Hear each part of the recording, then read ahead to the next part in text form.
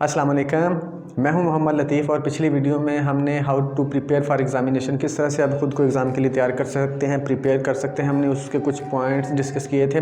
तो आज की वीडियो में हम जो नेक्स्ट कुछ पॉइंट्स हैं वो डिस्कस करेंगे। तो जो नेक्स्ट पॉइंट है वो है take your weapons with you. सुना होगा जब कोई सोल्जर जंग लड़ने के लिए जाता है तो अपने हथियार साथ लेके जाता है। उसको पता होता है कि मुझे जंग में किन किन चीज़ों की ज़रूरत होती है और वो उन चीज़ों का ख्याल रखता है और उनको साथ लेके जाता है।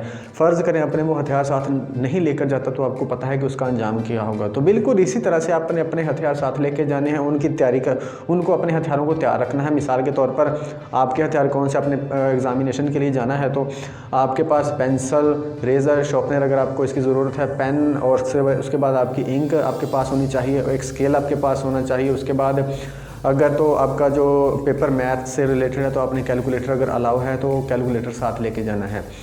उसके अलावा आपने एक पानी की बोतल साथ लेके जानी है, उसको वक्फे से आप पीते रहेंगे। बाज़ दफ़ा पानी मिलता नहीं है या बाज़ दफ़ा होता नहीं है, या वो अब अगर गर्मी है तो वो पानी गर्म होता है, ठंडा नहीं मिलता। तो मतलब आपने अपनी चीज़ों का इंतज़ाम खुद करके जाना है। ये ना हो कि आप एग्ज़ामिनेशन हॉल में चले जाएँ और आपके पास पेंसिल ना हो, पेन ना हो, आप दूसरों से मांगते फिर ये हो कि ये भी हो सकता है आपको जिससे आप मांगे वो आपको दे ही ना, उसके पास भी ना हो, तो आपको परेशानी होगी, टेंशन होगी। तो आपने अपनी पूरी तैयारी करके जानी है, वो चीज़ों को तैयार रखना है। और एक और अहम बात, आपने जो मार्कर, पेंसिल, रेजर, शार्पनर जो भी साथ लेके जाना है, ख़ास तौर पर मार्कर और पेन जिससे आपने लिखना है, वो वो वाले अपने साथ लेके जाने हैं जो आप पहले से यूज़ कर रहे हो। आप नई चीज़ें साथ लेकर नहीं जाओगे, क्योंकि जो नई चीज़ें होती हैं वो लिखने में थोड़ी सी प्रॉब्लम करती हैं। जो नई चीज़ होती है उसको थोड़ा सा लिखने के लिए रवा करना पड़ता है।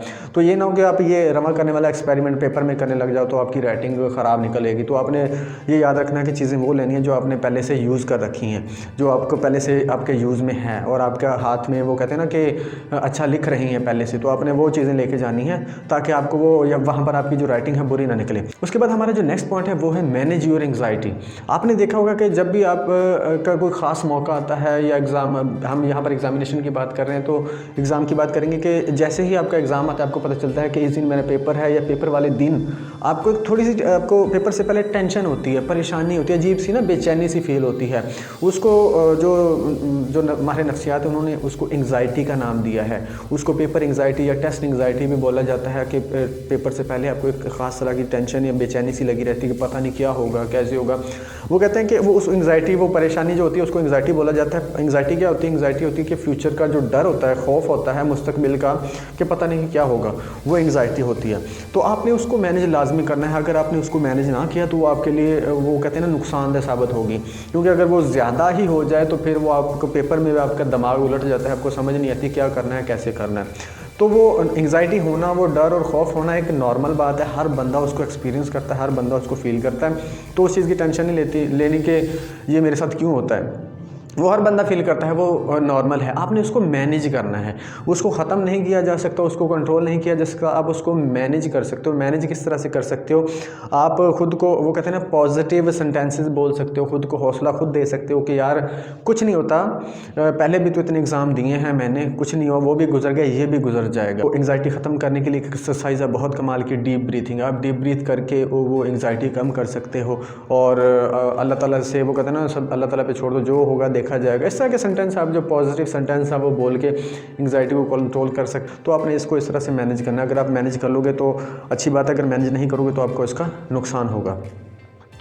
तो उसके बाद है जी जो हमारा नेक्स्ट पॉइंट है, don't take any helping material. Don't take any helping material with you. कि आपने जब एग्ज़ामिनेशन रूम में जाना है या एग्ज़ामिनेशन रूम से पहले आपने ये नहीं सोचना कि मैंने वहाँ पर कोई हेल्पिंग मटेरियल लेके जाना है, कोई नकल के लिए या कोई कॉपी के लिए चीज़ें लेके जानी है, माइक्रो करवा के लेके जानी है, या मोबाइल लेके जाना है, या वो कहते हैं कि वो जिसको बूटी भी बोलते हैं, बूटी शूटी आपने कोई साथ नहीं लेके जानी, और ना ही उस बारे में सोचना है। आपने अपनी प्रिपरेशन इस तरह से करनी है कि आपने किसी तरह का कोई हेल्पिंग मटेरियल साथ नहीं लेके जाना और ना ही आपको वहाँ पर मिलेगा। अगर आप हेल्पिंग मटेरियल कोई साथ अपने ले जाते हो, कोई माइक्रो करवा के या मोबाइल लेके, तो आपका जो माइंड होता है वो जो पूरा टाइम उसी में उलझा रहेगा कि यार वो मैं निकालूं ना निकालूं।